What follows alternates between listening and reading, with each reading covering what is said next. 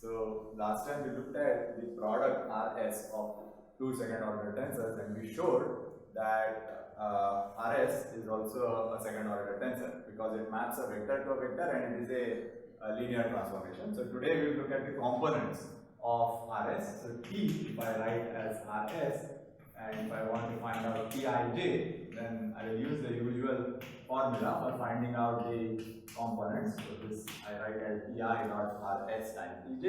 So this I can write as Ei dot R times S of Ej, which is E equal to Ei, and I will expand Sej in terms of components. So I can write that as Skj Ek. Then use the linearity of the tensor transformation. So R is a tensor. So this Skj can be taken outside the bracket. So this is Skj Ei dot R times Ek, which is E equal to, so this is nothing but Rik. So I'll get Rik Skj. So you can see that, so what we have shown is that Rsij is equal to Rik Skj, and this is again exactly consistent with matrix multiplication, right? So it's basically you get the components of Rs as the components of R multiplied by the components of S. Okay, so this, so most of the results, as you can see, are consistent with the matrix theory results. Then Rs transpose, so Rs transpose is equal to S transpose R transpose. So this you can show by writing U comma Rs V, for example. This you can write as so this you can write as Rs transpose U comma V, and this from this relation you can also write this as R transpose U comma SV, okay, and this you can also write as E equal to S transpose R transpose U comma V.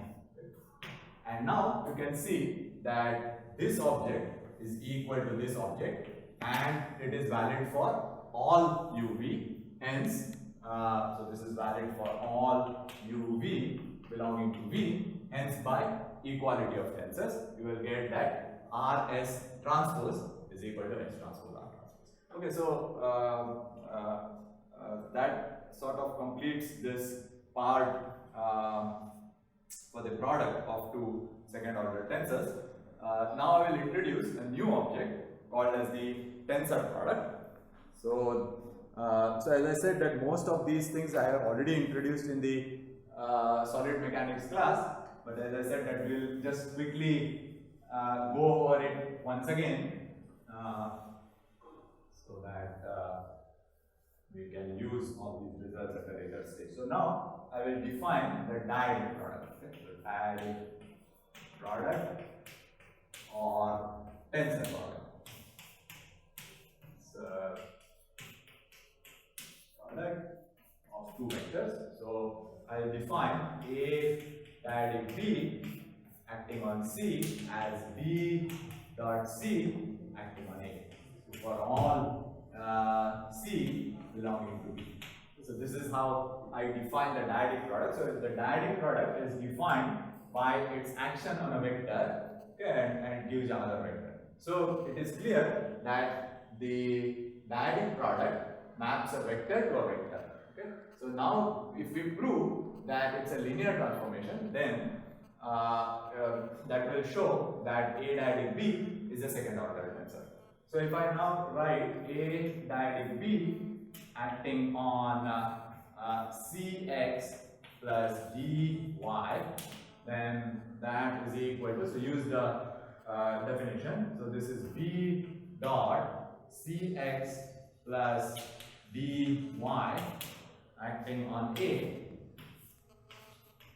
and then this can be written, so use the properties of the dot product. So this can be written as C of B dot x plus D of B dot y, the whole thing acting A, and this can be written as C of B dot X acting on A plus D of B dot Y acting on A, and this can be written as C of A dyadic B acting on X plus D times A dyadic B acting on Y. And that is exactly what we wanted to show. We wanted to show that A dyadic B acting on Cx plus By is C times A dyadic B acting on X plus D times A dyadic B acting on Y. So that is exactly what we have shown. So that shows that it's a linear transformation, and hence A dyadic B is a second order tensor. So A dyadic B, hence A dyadic B belongs to Lin. So Lin stands for linear transformation. So that is the space of our tensors.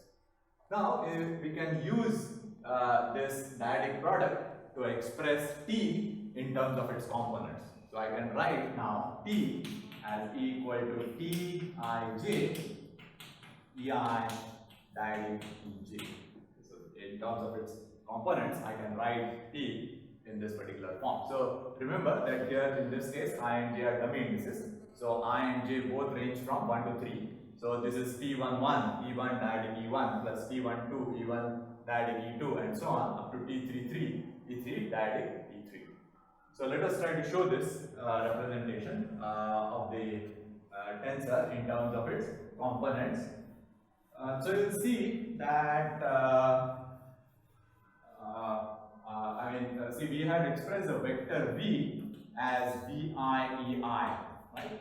And then you can see now that this, when you go to a second order tensor, you get a dyadic product between two vectors. Suppose if you write a third order tensor, so C, that will be Cij k Ei dyadic Ej dyadic Ek. So I have not defined this dyadic product, but I am just trying to show that basically we can extend this kind of a method to even higher order tensors. So at this stage, we will restrict ourselves to second order tensors, but you can write any order tensor using these dyadic products. So let us see this representation. This T is equal to Tij Ei dyadic Ej. So if I will first write Tu as equal to Tu I times Ei, and this I can write as Ei dot T of Uj Ej. This acting on Ei. So all I have done is that I have expressed the vector u in terms of uj ej, and then now this uj can be taken outside. So this is uj, then this will be I dot tej times ei, and this is nothing but tij. So this is tij. And you can write this uj as u dot ej times ei, and this I will re-express now as tij. I'll write this as ei dyadic ej acting on u, because that will give me u dot ej times ei. So that is exactly this particular step. So then this is valid for all u.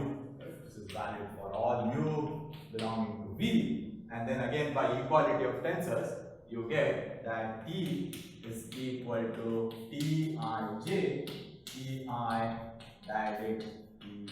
So that's what you get. So this is the representation of a tensor in terms of its components.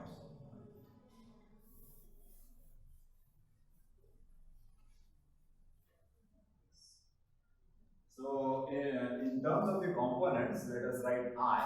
So I, we have seen that delta ij are the components. Ei dyadic Ej. So this is just an example of this particular representation. So for the identity tensor, we have seen that the Kronecker delta are the components of this, and then you can use the substitution operator property. So you'll get this as EI diagonal EI. So that is just E1 diagonal E1 plus E2 diagonal E2 plus E3 diagonal E3. Then what about T transpose? So T transpose is equal to, you can write this, we know that the components of T transpose is Tji EI diagonal. So this is how you can write this. So you should avoid making the mistake here. You should not write this as Tji Ej diagonal EI. Okay.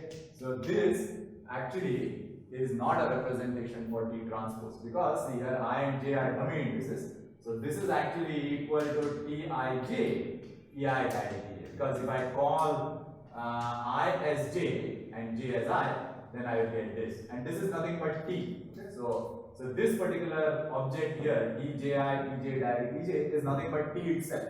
Okay? So for T transpose, this is the correct representation, that is Tji EI diagonal Ej. Okay, then let us see. So this now, what about the components of A diagonal B itself?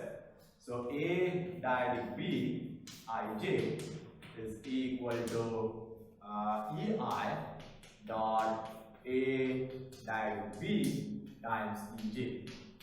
And so this, if I expand this out, then I will get that EI dot B dot Ej times A. So, okay. And the B dot Ej can be taken outside, so this is B dot Ej times A dot EI. And this is nothing but AI Bj. This is nothing but AI Bj. So, yes, so if I write this,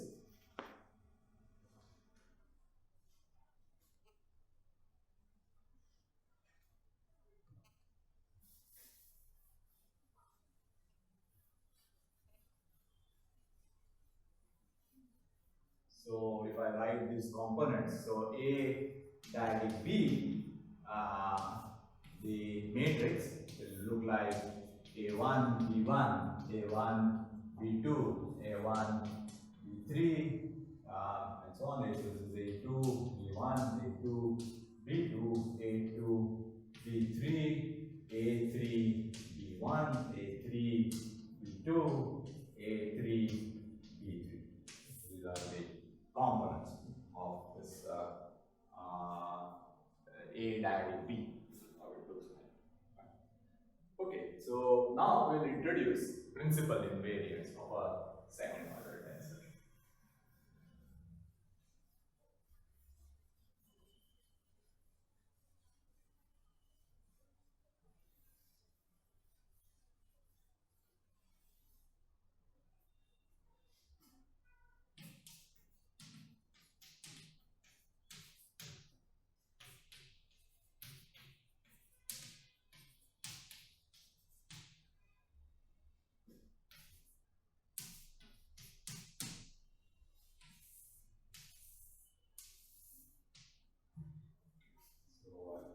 Do the following theorem here. If UVW and ABC are two pairs of linearly independent vectors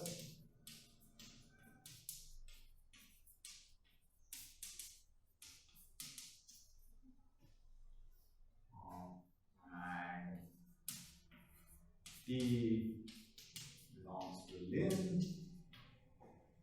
then U, B, W. This is the scalar triple product plus U, T, W plus U, B, W divided by U,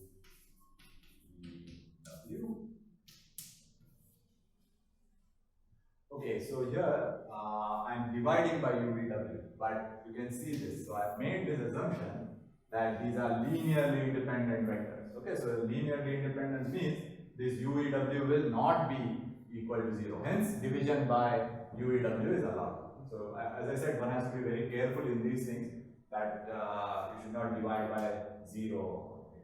So here this is TA, comma B, comma C plus A, comma TB, comma C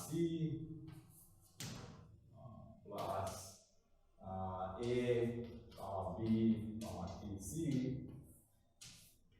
the whole thing divided by ABC.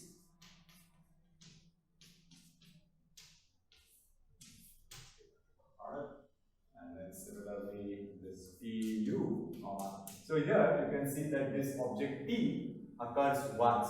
Okay, now whatever I am writing, T will occur twice, and in the next relation, T will occur thrice.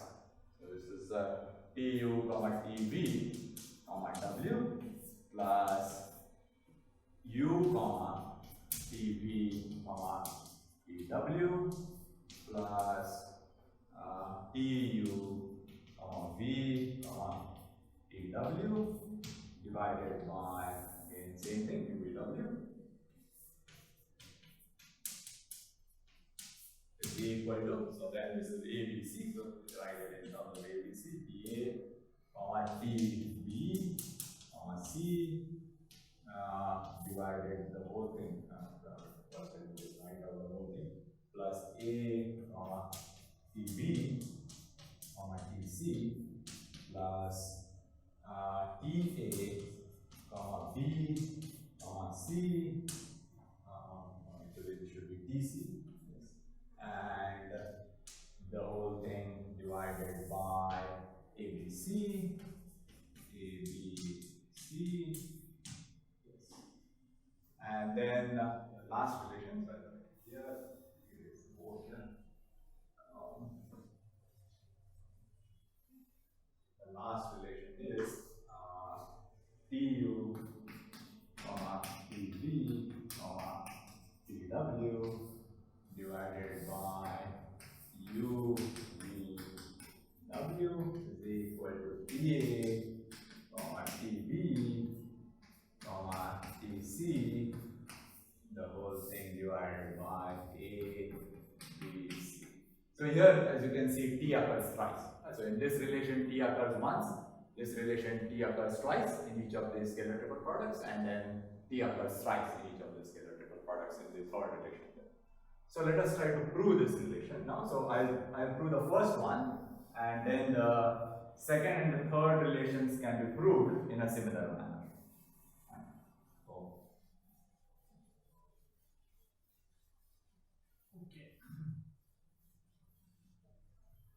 Yes, so proof of the first one.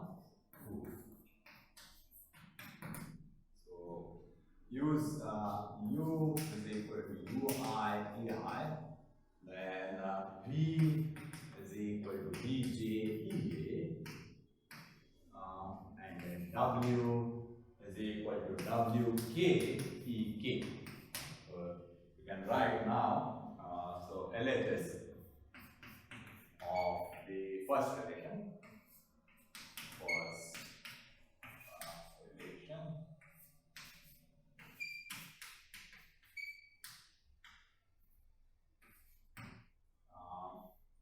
is equal to, so I can write this as UI VJ WK times TEI, EJ, EK plus EI,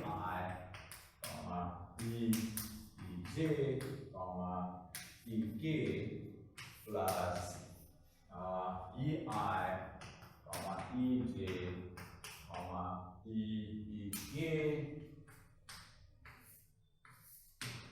the whole thing divided by UV done. Right. So here what I have done is that simply wherever U occurs, I have put UIEI. So suppose I'm writing t times u, right? So that I'm just writing it as t of ui ei, and then using the linearity of the tensor transformation, so I can write this as ui times t ei, right? So I'm just using that, and then the scalar triple product, you can take out all these scalars, so you can write it as ui vj wa, and then the remaining part is written there. Now we come to the crucial part of the proof here. I can write this statement as this. I can also write as epsilon ijk ui vj wa times te1 plus e2 e3 plus e1 te2 e3 plus e1 e2 te3. This whole thing again divided by u v w. So okay, so this is the crucial part of the proof actually. So to go from this step to this step, we are actually using just simple brute force. Okay, so there is no elegant way of going from this step to this step. So just basically you just have to write this out and then write this out, and then you will see that they are the same. Okay, so I don't think that there is any elegant proof to come from this step to this step. So actually me, myself and all the students, they have tried. I think the only way is to just write out these expressions here. Okay, anyway, it doesn't matter. So as long as it is a correct relation, it doesn't matter, and even brute force is also a proof. So it's just that it is not an elegant proof, but brute force is also a proof. So I think it is quite admissible to use a brute force method to go from this step to this step. Okay, then after this step it is quite trivial, because now this epsilon ijk ui vj wk is exactly uvw, and so they will cancel. So what you will get here is that you will get that this is equal to te1 e2 e3 plus e1 te2 e3 plus e1 e2 e3. And now you can see that I started, see on the left hand side I had UVW, correct? And now by some manipulations I have come to an expression which is independent of UVW, right? And so you can see that this is just dependent on the basis vectors, the canonical basis E1, E2, E3, right? So had I started from the right hand side, which had ABC in it, I would still end up with the same expression, and hence the left hand side is equal to the right hand side in this particular case. And so the second and third relations can also be proved in a similar manner here. Okay, so I'll just write that here. So second and third relations also proved in a similar manner. Yes. Okay, so that completes the proof of that of those three statements which I did. So this is the third statement. Fine. Then let us try to generalize these relations. So you see that right now the way I have written this relation, it is applicable only if u, v, w or the ABC were linearly independent. But now suppose if I want to generalize that statement so that it holds even if u, v, w is linearly dependent, so that then the u, v, w can be just arbitrary vectors. Okay, so then so let me just rewrite the statement. So this I will write as tu, v, w plus u, tv, w plus u, v, tw is equal to I1 times u v w, and I'll write tu comma tv comma w u comma tv comma tw plus tu comma v comma tw is equal to I2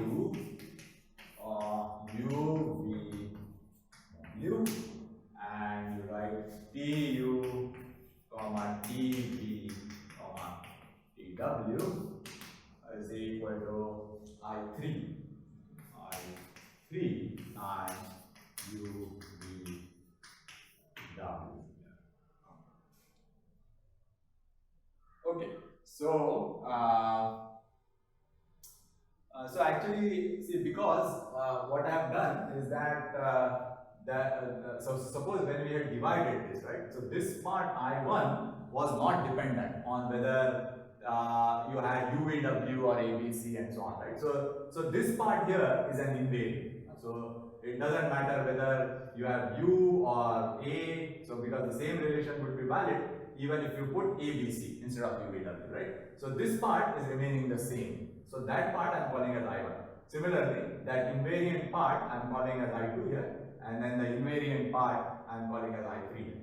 So here, so if you go back to the proof of this particular relation, so now we are claiming that this relation is valid even if U, V, W are linearly dependent. Okay. So what will happen? See, so we have already shown that this relation holds if U, V, W are linearly independent, because as I said, that if you then in that case you just divide it by that, and then you can replace the U, V, W with the ABC and it remains the same. So this relation we have already shown holds in the case where U, V, W are linearly independent. Now we want to show that this relation holds even if U, V, W are linearly dependent. Okay, so if U, V, W are linearly dependent, then this will go to 0. Correct? So the right hand side is a 0. We need to show that the left hand side is also a 0. Correct? In that case. So if you go back to the proof now, right? So in the proof, you will see that we have shown that Tu comma V comma W plus U comma TV comma W plus U comma V comma TW. We have shown that in the proof we have shown that that is equal to UVW times we have shown that that is TE1 comma E2 comma E3 plus TE1 comma TE2 comma E3 plus E1 comma E2 comma TE3. So we have shown this in the proof itself, and then now UVW is 0. So this right hand side also becomes 0. So actually just from the proof itself, you will get this particular step that this is equal to 0 in case UVW are linearly dependent. Okay. So now what we have is the following. That, so I'll erase this part because this is just the proof of this relation here. So what we have shown is that now these relations hold no matter what UVW are. So UVW are completely arbitrary, so they can be linearly dependent, they can be linearly independent. These three relations will hold. Okay. So this I1 is called as the trace. Okay. So let us just define this. So first, let me just say that I1, I2, I3 are called as the principal invariants, called as the principal invariants of T. So there are two words here. One is principal and the other one is an invariant. So the fact that it is an invariant we have already shown, correct? Because as I said, that even if you replace this UVW by ABC, we have shown that this part remains the same, right? So that is an invariant that we have already shown. So the fact that it is an invariant has already been proved. So what do we mean by principal now? So the principal means that actually there are an infinite number of invariants of T. Okay, and so so one can show that any invariant can be expressed in terms of I1 and I1, I2, I3. So in some sense, you can think of I1, I2, I3 as the basis for the space of all invariants of T, okay, which are infinite in number. So I mean, I can just make up some invariant, right? Like I1 cube times I3 square, or you know, you can make up something, or I1 plus I2 plus I3, or any, you know, you can make up any other invariant. So obviously you can create invariants in an infinite number of ways. So no matter what invariant you consider, it can be expressed in terms of I1, I2, I3. So that proof is of course not trivial, but so we'll not go into the proof of that. But basically here, that word principle is coming from that the I1, I2, I3 is like a basis of the space of invariants here. So this I1 now is called as a trace of T. So this is trace of T, and I3 is the determinant of T. So these are the names that we give, and I2 doesn't have any name, but it is still an invariant, but it doesn't have any name. So fine, then now let us see some of the properties of these principal invariants now. So let us start with the properties of the trace first of all. So the trace is a linear operator. So from the properties of the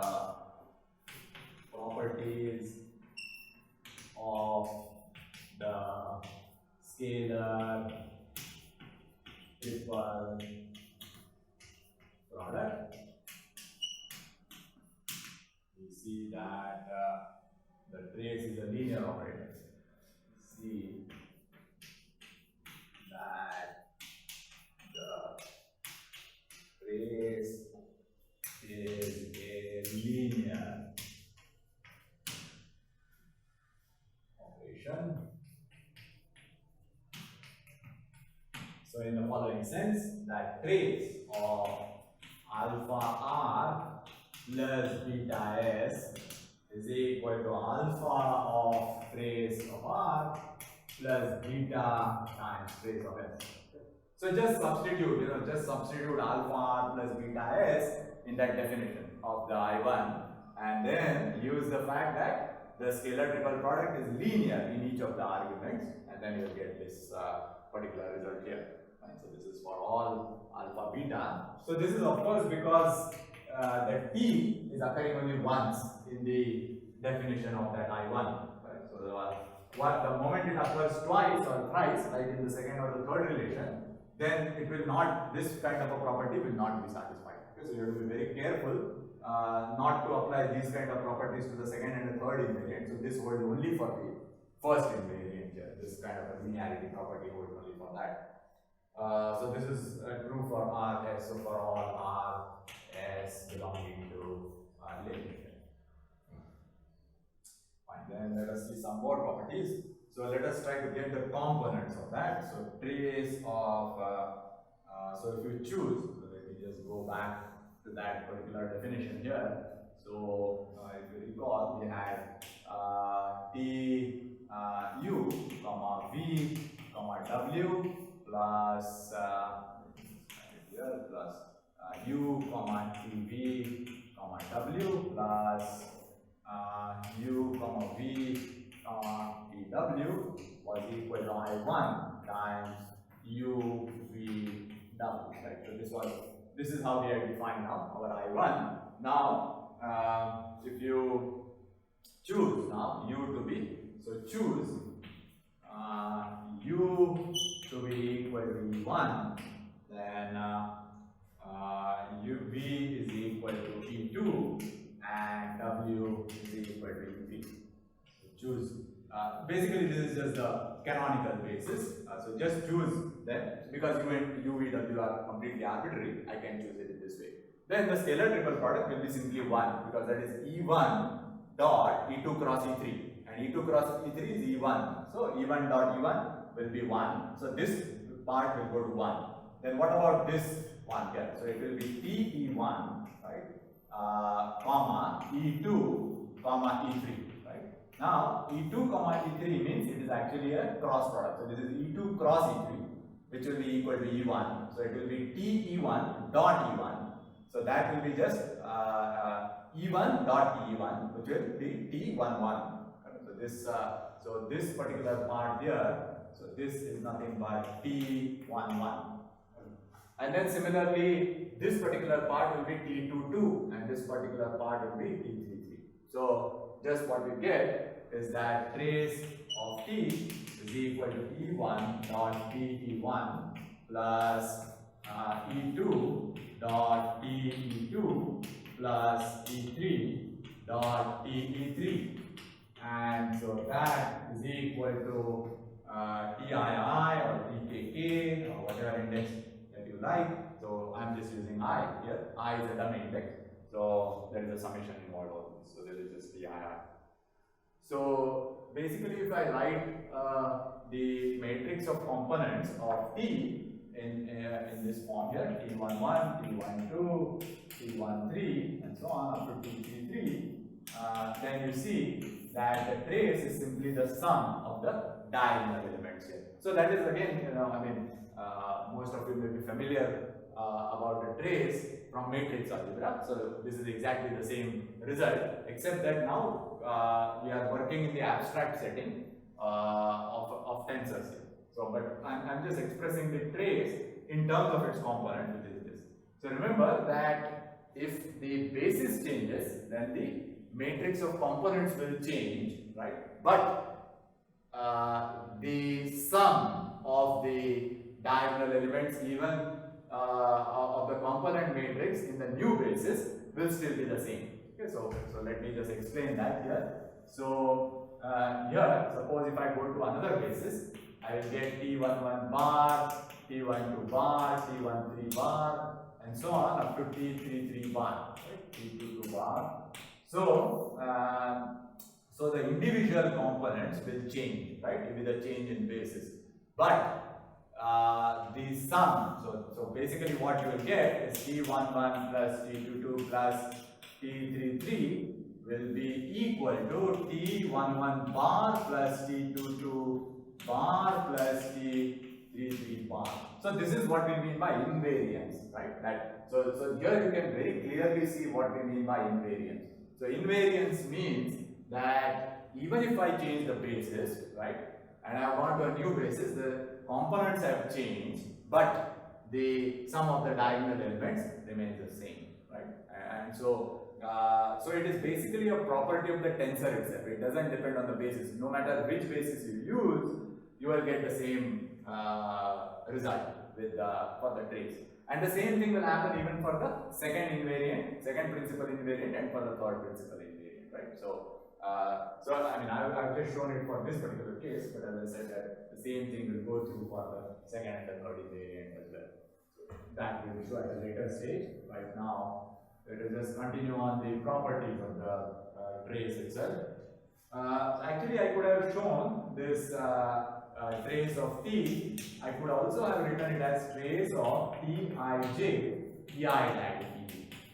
I can also write it in this particular way by writing T in terms of its components, and then because trace is a linear operation, the Tij will come outside.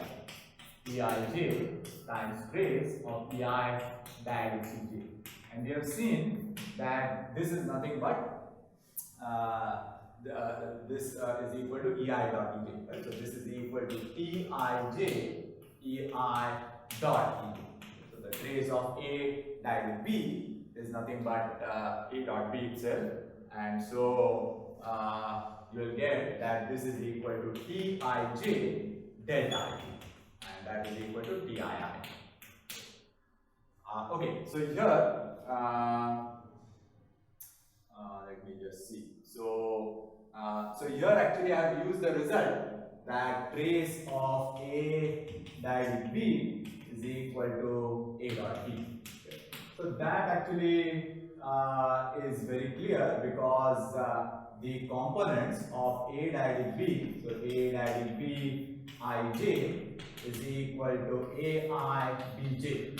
Correct. So A dyadic B, II will be equal to AI BI, which is equal to A dot B. So the trace of A dyadic B, so this is the result that we are using in order to show that TII. So fine. So then let us see. So okay. Now let us move on. So if I want to show that trace of T transpose is equal to trace of T. So actually that is obvious, right, in some sense, because it is just the diagonals, right? So trace of T transpose is equal to trace of T itself. So this is, as I said, fairly obvious because this is nothing but TII, right? And the diagonal components are going to be the same for T and T transpose. Hence, T transpose, the trace of T transpose is going to be the same as the trace of T itself. But if you wanted to show this without using initial notation, okay, and so so sometimes the proof becomes simpler if you use direct notation. Okay, so direct notation means I do not invoke components, just try to prove it without using any components here. So let us try to do that. So suppose if I now write trace of before that, first let me just write, you choose now your UVW to be an orthonormal basis. Okay, so choose UVW to be an orthonormal set, to be an orthonormal set. Okay. So then in that case you will get that U cross V is equal to W. You will get V cross W is equal to U, and W cross U is equal to V. So I can write now trace of T transpose as equal to T transpose U, comma V, comma W, plus U, comma, or actually let me write it in this way, T transpose V, comma W, plus U, comma V, comma T transpose W. Okay, so actually the UVW is just 1 because this is an orthonormal basis. UVW is equal to 1, right? Because it is just U dot V cross W, and V cross W is U. U is a unit vector, so U dot U, so that will be 1. So UVW will be equal to 1. So that is why I am not writing this UVW here. So actually there is a UVW here, but I am not writing that because that is simply 1. So trace of T transpose will become this, right? And then now you can write this as, so this is nothing but T transpose U, comma V, comma W, plus T transpose V, comma W, comma U, plus T transpose W, comma U, comma V. So I am using the properties of the scalar triple product, that A, B, C is equal to B, C, A, and so on. So I am just using those properties which we have already derived for the scalar triple product. Now this is nothing but T transpose U dot V cross W, right? But V cross W is U. Similarly, this is T transpose V dot W cross U, but W cross U is V, right? So let us just rewrite that. So this will become now T transpose U, comma U. So this is just the dot product, plus T transpose V, comma V, plus T transpose W, comma W. And now use the definition of the transpose. So this is nothing but U, comma TU, plus V, comma TV, plus W, comma TW, right? Okay. and this is nothing but the trace of t, because these are all unit vectors, so this is nothing but the trace of t itself. I mean, just reverse the steps and then you will get back t u comma v comma w and so on if you go back, right? So that is equal to the trace of t. So you can see that I did not invoke any particular basis while writing this particular proof here. So this is what I would call as a direct method, that is without invoking component.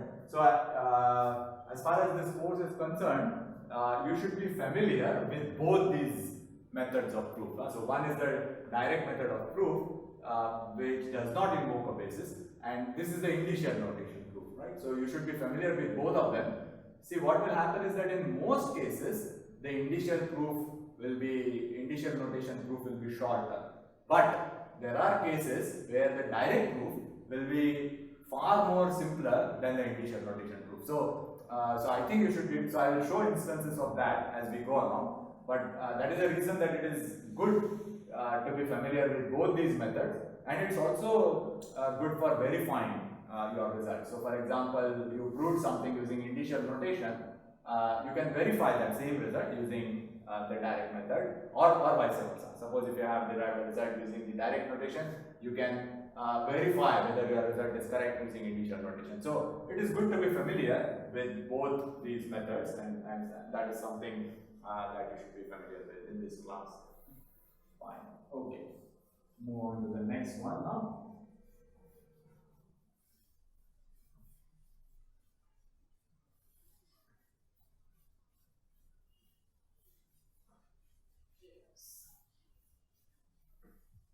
Okay, so trace of Rs is equal to trace of Sr. Okay, so this is also a very interesting property. You can see that actually Rs is not equal to Sr, right? In general, they do not commute. So this I have mentioned many times. In general, right? In general, you will not get this. In general, if you write in general. But the trace is the same, and then you will see that actually even the second invariant is going to be the same, and you will see that even the third invariant is going to be the same. So it's very, very interesting that although R and S do not commute, but their principal invariants are the same here.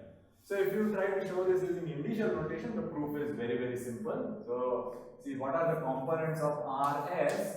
Ij, correct? So that is equal to R Ik Sj j. Right? So from this, it follows that Rsii is equal to Rik Sai, right? And that is also equal to Skai times Rik. And so that is also equal to Sr of Kk. So that is just the trace itself. So Rsii is Srkk. So that is just the trace of Rs and Sr, and they are the same.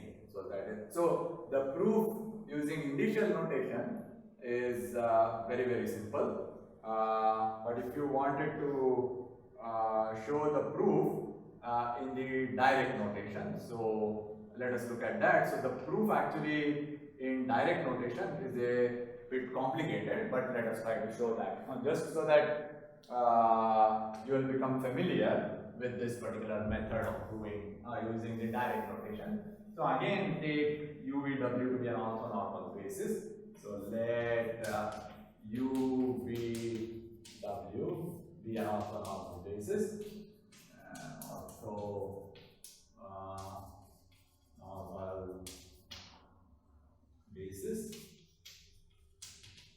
So again, the same thing, that U cross V is equal to W and so on. U cross V is equal to W. V cross W is equal to U, and then W cross U is equal to V. So all those relations hold. Then now let us look at trace of Rs. So trace of Rs is equal to Rs U comma U plus rs v comma v plus rs w comma w. Okay, so this is exactly like in the previous proof, correct? So basically I have replaced the v cross w with u. Okay, so that is how I got the inner product here, and then same way I have replaced w cross u by v, and I have replaced u cross v by w in this expression, and then I will get this. Now let us try to simplify this. So if you now write this in terms of its transpose, so you get SU comma R transpose U plus SV comma R transpose V plus SW comma R transpose W. So write it in this particular way. Now let us try to find expressions for each of these quantities here. That is R transpose U, R transpose V, and so on. Okay, so I can write now R transpose U as equal to R transpose U, comma U times U plus R transpose U, comma V times V plus R transpose U, comma W times W. So here what I am using is I am using U is equal to U dot EI times EI. Okay? So here in this particular case, instead of using E1, E2, E3, I am using UEW. So UEW is a basis. So this will be the component of R transpose U along the U direction. This will be the component of R transpose U along the V direction, and this will be the component of R transpose U along the W direction times the basis vectors. Okay, so this is just, as I said, just an application of this particular formula to this one here. So this I can now write, just expand this out here. So what you will get is that I use the definition of the transpose, so U comma R U times U plus U comma RV times V plus U comma RW times W. So write it in this particular way. Alright, and then similar expressions you will get for R transpose V and R transpose W. So R transpose V and R transpose W is what is occurring here. So similar expressions, so let me write that here. So similar expressions you can write for those things also. So let me write that. So similar expressions for R transpose V and R transpose W. Okay, so you get all of this. Then, so finally, if you substitute, then what do you get? So okay, so it's a huge expression, but let me just write it. So trace Rs now is equal to U comma Ru times U comma Su plus U comma Rv times V comma Su plus U comma Rw times W comma Su plus this was actually it's a very lengthy expression, so let me just write it. Times U comma Su plus V comma Rv V SV plus V comma W, and this is W comma SV plus W comma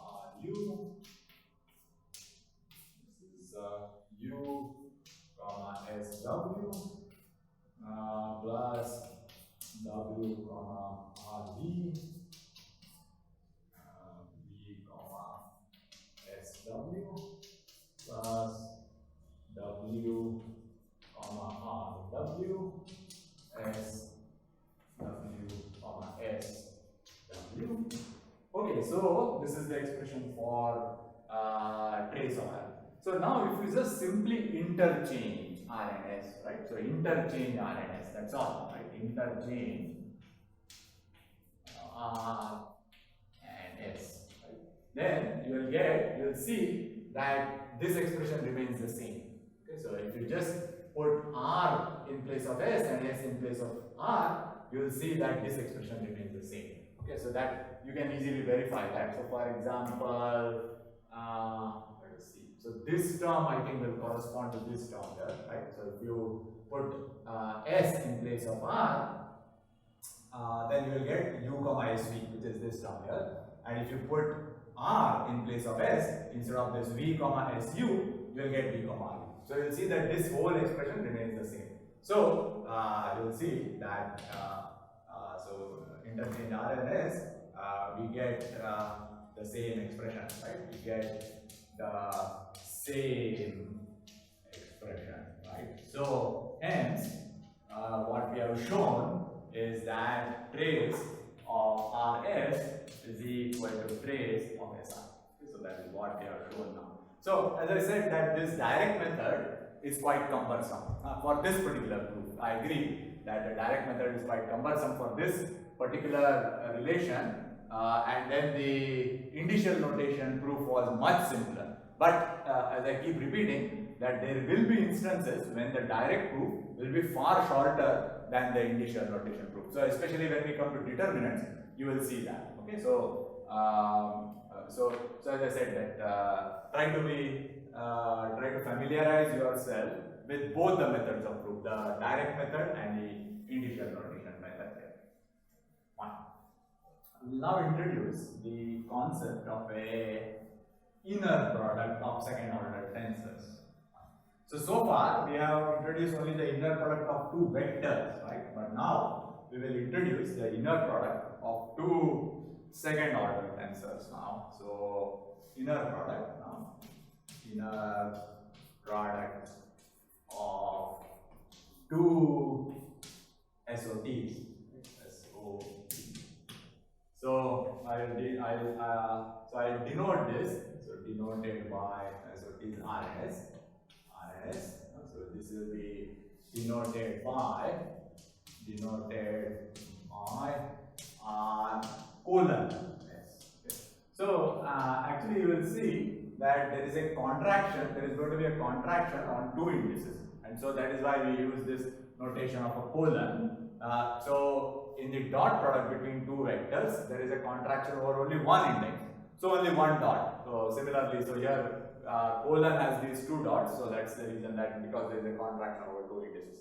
So the way we define this is R comma S. So I will also use the comma notation, just exactly like in the case of vectors. I will use a comma notation to denote the inner product between two second order tensors. So this is R times S, which is equal to trace of R transpose S. Okay. So this is now the definition. So this colon equal to again means definition. So I define it as trace of R transpose S. And this, so now if you use the properties of the trace, right? So then you can show. So use the properties that trace of T is equal to trace of T transpose, and also use the property that trace of RS is equal to trace of SR. Then you can show these other properties also, these other expressions you can prove. So this is RS transpose, which is equal to trace of SR transpose, which is equal to trace of S transpose R, which is equal to Rij Sij. So actually, I mean, if you write it out in indicial notation, then it is simply Rij Sij. So that is just basically R11 S11 plus R12 S12 and so on up to R33 S33. Okay, so that is so this is basically the sum of these 9 objects here, R11 S11 plus R12 S12 up to R33 S33. Okay, so these properties you can try to show. As I said that let me just quickly try to show. So suppose if you want to show that this is equal to this, right? So basically just trace of T is equal to trace of T transpose, correct? So here, suppose if you take the transpose of this, right? So that will be trace of R transpose S is equal to trace of R transpose S transpose, correct? And that is equal to trace of S transpose R. And that is this particular object here. So similarly, as I said, that use these properties, that trace of T is equal to trace of T transpose and trace of RS is equal to trace of SR, then you will be able to show all these expressions that are whatever I have written, and they are all equal to this Rij, Sij. Now, you can show, so simply claiming that this is an inner product is not enough, right? Clearly. So we have to show that all the three defining properties of the inner product are satisfied. So if you recall, right, we had the properties such as u comma v is equal to v comma u, and then the fact that it is linear, right, in each of the arguments, right, and then the third property is that the u comma u is greater than or equal to 0 with equality if and only if u is equal to 0, correct? So you will see that if you define the inner product in this particular way, then this satisfies all those three properties for the inner product, right? So that is why this qualifies as a inner product, and hence your space of Lin is an inner product space, right? So that so hence or first let me just write that this Rs satisfies R comma S satisfies all three properties, right? All three properties of the inner product, inner product. If you want, put defining properties, all three defining properties, right? Properties of the inner product, and hence Lin is an inner product space, and Lin is an inner product space. So what is the advantage of this, right? Inner product space. So whatever results that we have proved now for inner product spaces, we can directly apply now. We can directly apply them for Lin. So for example, the Cauchy-Schwarz inequality, right? So we have already proved the Cauchy-Schwarz inequality for the inner product spaces. That will be directly applicable to the space Lin here. So suppose if I define now the magnitude of a tensor in terms of the inner product, right? So that magnitude is just defined as R comma R square root of that, right? So that is just I will define T, the magnitude will be T times T raised to half. That is just square root of that. So because this is always going to be a non-negative quantity, right? It will be equal to 0 if and only if T is equal to 0, right? So it makes sense to write a square root of a positive quantity or a non-negative quantity, and hence we can define the magnitude of T in this particular way here. Then by the Cauchy-Schwarz, so by Cauchy-Schwarz,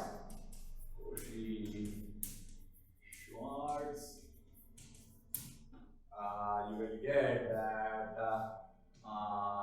magnitude of R comma S is less than or equal to magnitude of R times magnitude of S.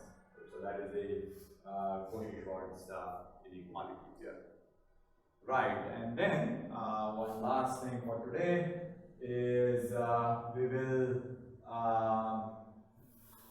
find some properties of this inner product. So let us look at some of these properties. So the property involves three tensors. So suppose if I want to write RST, right? So that actually is S transpose R times T. This is also equal to RT transpose matrix inner product S, which is also equal to TR transpose matrix inner product, better to put parenthesis, times S transpose, and so on. Okay, so actually one can again show all of these results quite easily just using the definition of the inner product. So let us try to show one of two of these properties here. So just if you take R times ST, and that is equal to trace, right, of ST transpose times R. So this is, and that I can write as trace of T transpose times S transpose times R, and write it like this. So this is equal to S transpose R matrix inner product with T, which is this particular result.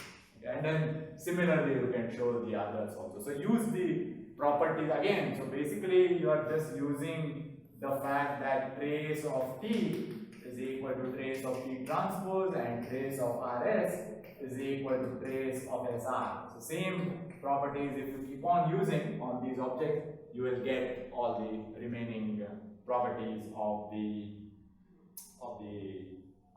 inner product here, which involves 3 tensors instead of the 2 tensors. So these properties are also very, very useful at a later stage for proving various properties. So next time we will start by looking at, so today we studied all the properties of the trace, correct? So next time we will study the properties of the determinant. Okay? So there the proofs are going to be fairly non-trivial. So take a look at the book if it is possible. So next time we'll look at that and also the properties of the second invariant also. Okay, so all those things we will do in the next class. Okay, we'll stop.